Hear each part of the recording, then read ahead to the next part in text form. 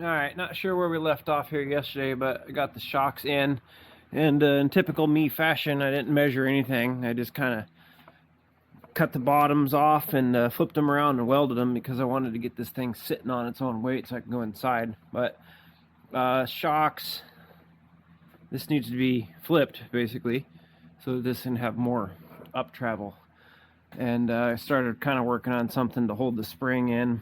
It needs to be actually physically retained in the bottom. Got the diff welded up. That's one less thing. And I lost the C-clips, which is cool, so I had to order some of those from Randy's. And I got this pipe stuck on here so that when the spring comes down it'll be held. But the other thing I'm running into now is that I need to move all of this basically back to here so that this spring is not S-shaped. So right now what I'm doing is mechanically relocating part of the back seat area so that this arm can go up further so I can get this whole suspension to go up further. It ended up being too much lift. I don't know if you can have too much lift, but it basically sat too high in the back and it was stanched like the opposite of the Carolina squat. So today's strategy is coils. Get the links. I got these ones tightened up, measured and tightened up, so they're going to be where they live now. I don't know why that one looks like it's crooked. It's actually really straight, but mechanically readjust the body and relocate the shocks. And the last thing is to wait for my stupid C-clips, which I have no idea where they are. I went through everything. Fix the springs, fix the shocks, build a drive shaft. Oh man, I can already hear the experts run into the keyboard on this one. So I had to make a drive shaft for this, and a lot of people are going to say, "But it's just one." Well, I don't like to be reliant on other people because during the apocalypse, nobody's going to help me but myself. So I took the stock drive shaft, which is this one, and cut the yoke end off of it, and the other drive shaft and cut the other side of it. So the KJ shaft has a bigger U-joint on it, bigger, much more better. Also, the tube is 25 thousandths thicker. I think it was 65 thousandths, 85 thousandths, and the factory ZJ one is 65 thousandths. So what I got here is cut an extra 1.5 inches off of that and cut about 7/16 of an inch out of it this way. Stuck it in there as a sleeve so you can kind of see that. Now, if you've ever been a state certified pipeline welder, which I'm sure most of you aren't, this is why you're going to run to the keyboard and say, "Why did you do it like I did?" I don't want to do it like you did. I'm going to do it like I did because, and what we have here is 2 pieces of pipe. So there we go.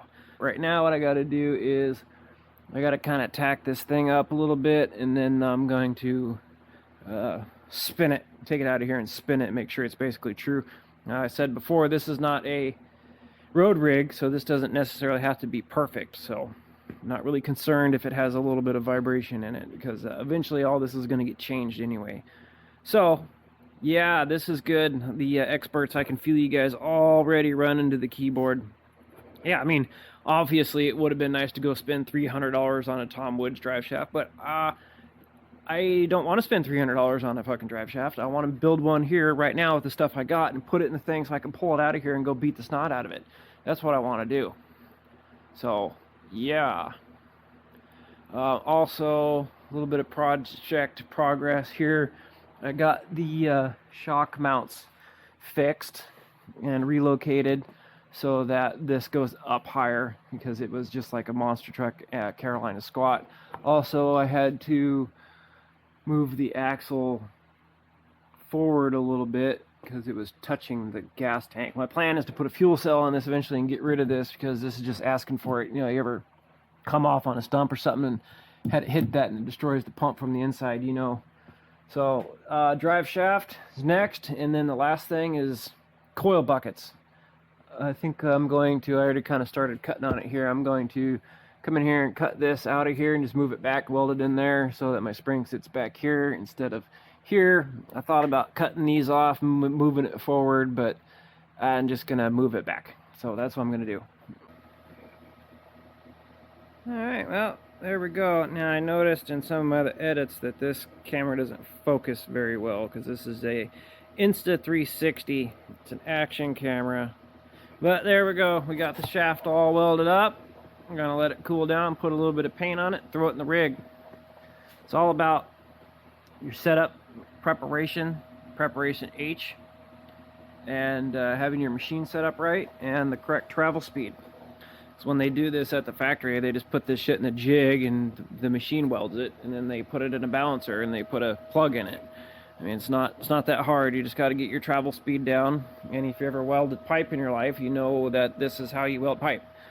So if you haven't ever welded pipe, or you're not a state certified pipe welder, hold the comments because you're not an expert. I don't want to hear it. Spider. Crocky. Okay, so and by we I mean me, I am working on relocating these spring shock mounts. And so what I did here was these are held in by 5 spot welds. So I got my drill in here and use this pry bar as kind of like a drill press to hold pressure on it because I'm old, my shoulders hurt. So now what I'm going to do is flatten this guy out here and move this back and see where it's supposed to go, and then fill these rosettes in, I guess that's what they're called, and put the spring in, and then we're gonna be done dizzle. Got the drive shaft in, fits perfectly, it's not bent, and that's it. I gotta wait for my ordered brakes. I'm gonna put some new pads on this because apparently this caliper was a little sticky. So we're going to put that in, and the C-clip, still waiting on that. I had to come in here and do a little bit more clearancing on the shocks on both sides. I think I might weld a gusset in here to keep this from flexing, but that's pretty much it. We're getting close to the end. We can see the light at the end of the tunnel, and of course the old lady's in there like, what are you doing? Come inside. I'm like, I got shit to do. Let's go, Brandon. So I'm waiting for the stove to warm up today. This is Friday. It's been many days. Yesterday I didn't really take any pictures or video or anything, but I got it all put together. And it's got this really stupid squat to it, which I'm going to have to address here in a minute. So what is going on here is this spring right here is a factory ZJ front spring. And when you put those in the back, it gives you like 3.5 or 4 inches of lift. So what I have here is a ZJ V8 5-inch spring, I think. It's 4 or 5.